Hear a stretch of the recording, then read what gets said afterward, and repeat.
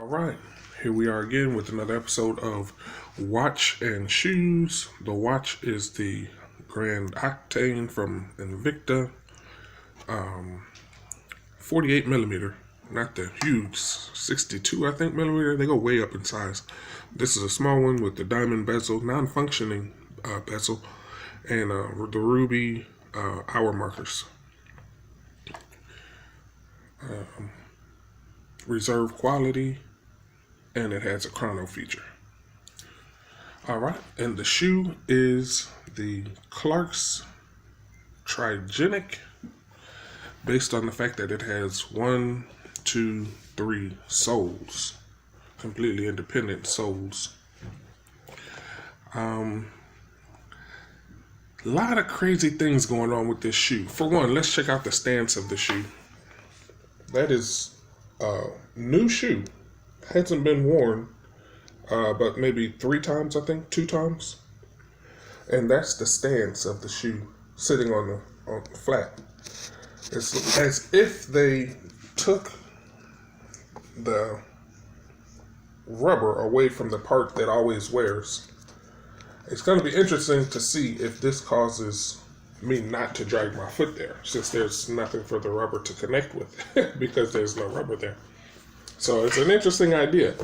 Secondly, this design looks like it's already worn right there.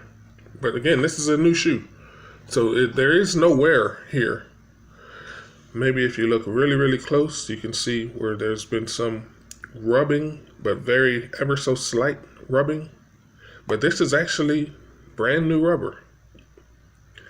I'd even go so far as to say possibly just that little corner right there would be the only place that the foot dragging, which is natural for me, on my heel, on a certain side of my heel, has occurred. So that little bit of wear right there, I think, is the only place where naturally this would be. Even after 3 wears, you'd see this person drags their foot, especially with such little depth to the rubber here. So yeah, I think this is probably just the only sign that I've worn the shoe. The rest of this stuff is natural design. It's really designed to make it look like you've worn down your shoe, which is a strange idea, but it'll be interesting. I'm actually interested, and this will probably be the closest that I've ever monitored the sole of a shoe, because they've got a lot of interesting ideas going on with the depth. You can see there's more sole here, less here. As you approach the area where you would potentially drag your foot, the sole thickness just dwindles away. So it'll be interesting to see if I still drag my feet, or if this is the solution. Excuse me, if this is the solution to dragging your feet. Just take away the rubber. Interesting. All right, another interesting aspect of this shoe from Clark's is this leather sole on the bottom actually goes all the way through to the other side without being cut. Very hard to show this black. So I'm trying to do this video, and this is the second time I've done this video. This is an attempt to show this very hard to pick up on camera black suede, but this time I'm using the flash and it's still difficult to see. But the suede on this side goes all the way to this side with no cuts. So it's like a hole cut thing on the bottom and the sole area. There's no cuts in this suede. So it's like interesting idea. I've taken out the shoe insert. Here you can see it says genuine moccasin. It's very hard to beat walking on tumbled leather. So I prefer to walk on tumbled leather than to walk on the very comfortable brown leather sole insert that came with the shoe. I just snatched that out once I realized that this shoe was truly a moccasin. I mean, it's leather from the left to the right, and that's hard to, I can't say I've seen that before. If I've seen it, and I have a pair of Meslins that has continuous leather from the left to the right of the shoe, but you don't actually walk on that leather. So this is going to be interesting. So far, I've worn this, like I said, about 3 times. And each time it feels like I'm forgetting something. Like I'm either forgetting a sock or I'm forgetting something, because it doesn't feel like I have anything on my feet, which is as good as I think you can get with respect to comfort. But typically I take shots at Nike for using small pieces of leather. I think it's like if you have a big sheet of leather in a tannery and you use the parts and pieces of the highest quality and you have scraps left, it's like Nike takes those scraps and makes shoes and they sell them for extremely high prices. But this one, you could easily say, does the same thing.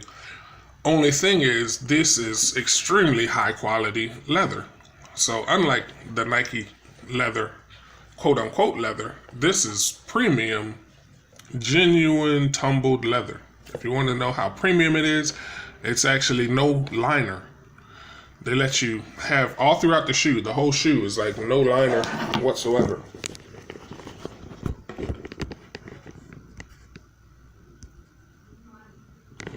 So you have no liner, nothing hiding the leather, just extreme premium pieces of leather. They feel premium to the touch.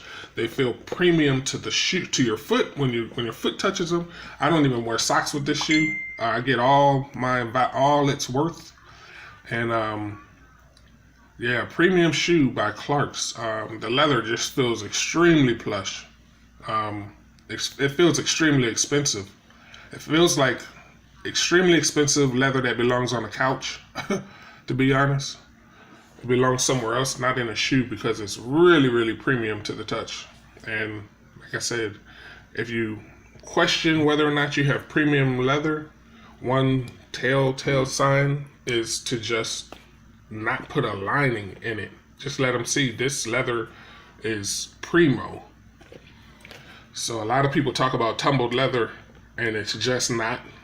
It's a version of, I would say, quote unquote tumbled leather, or quote unquote leather at all. But yeah, this is just primo tumbled leather pieces. So if you're gonna do it like that, then have at it, no problem. Can't question the quality, because you can inspect the quality. They're not hiding it with cotton and hiding it with styrofoam or foam or anything.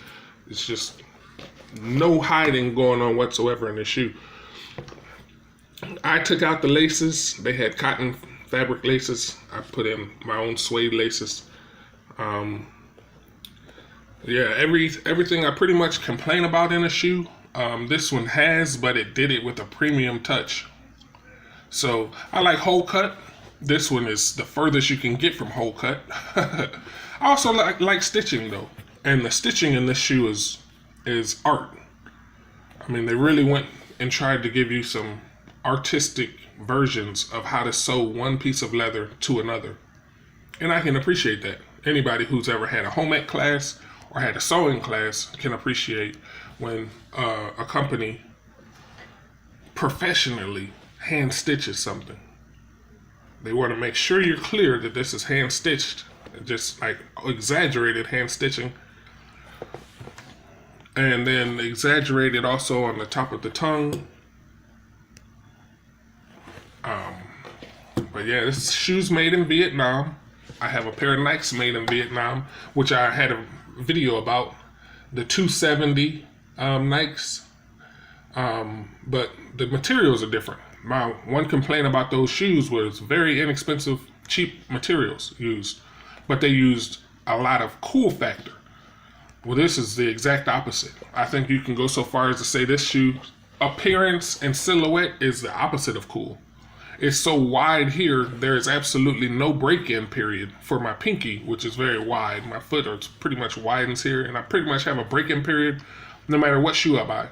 This one I'm wearing without socks, and it's premium comfort. Zero break-in period. There was none. But it's a wide shoe, the opposite of cool. I don't think that wide stance looks cool. So it's the opposite of everything Nike is, I think. And they use that. Not that Nike was a target. It's just my reference because I put up so many Nike posts and criticize Nike so heavily. But yeah, it's quite an amazing accomplishment with this shoe. Extremely comfortable. You don't have to worry about creasing leather. You don't have to worry about creasing leather when you're using real, genuine leather. Premium leather, plush, tumbled leather. You don't have creases when you use genuine, real products. I showed a picture of my video of my Philip Lim shoes. They were basically basketball shoes made with premium leather. And they have a huge indentation here, and I can squeeze that and it pops right back out. There is no creasing going on when you're using premium products. All right, that's about it. Very comfortable shoe. I'll probably rock this one today. And this shoe has already shown me it goes really, really well with jeans. So today I probably won't wear jeans, but this shoe goes really well with a pair of blue jeans. Hope you all enjoyed that video. Very soft, vibrant rubber on the bottom. Vibram. It's a very soft rubber. All right, thanks for watching another episode of Watching Shoes. I hope you enjoyed it.